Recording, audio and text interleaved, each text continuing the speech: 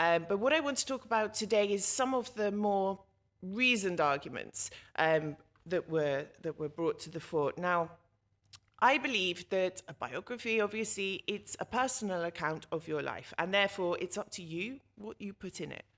But do you feel perhaps there was an opportunity missed to pay a bigger tribute to the people who were persecuted, who died?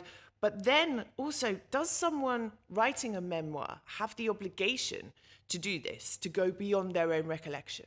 So the first thing to say is that the book didn't start as a book about Albania and also not as a book about communism in Albania. It started as a philosophical book about the idea of freedom in different traditions of political thought. But then as the writing process took over, it became a more personal account of my life in communist Albania and my life in a persecuted family in communist Albania. So in that sense, since the book narrates events around a family that struggled for 45 years of communist dictatorship, in every line of the book there is the experience of a persecuted family and of a descendant of a persecuted family. There are 3 chapters in the book that go into quite some detail about executions, about political prisoners, chapter 8, 9, and 10.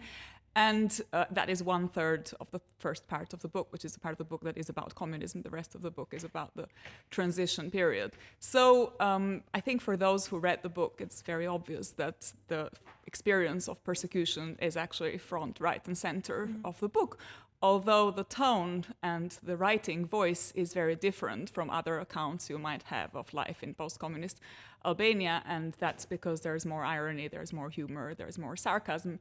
And it's in a line of writing and also artistic production that narrates very traumatic events from a particularly difficult and traumatic perspective, but in a way that isn't putting the voice of the person who is persecuted there, because I wasn't myself individually persecuted. It was more the experience of my family, and therefore uses other literary devices. So you might think of, in the arts world, of La Vita è Bella of Roberto Benigni, for example, who talks about the experiences of Holocaust from the perspective of a child, and with, again, irony, humor, sarcasm, and a number of other literary devices. So I think from that point of view, if one engages with the voice of the book and then reads the book in that light, we'll see much more of the criticism than perhaps appears on the surface.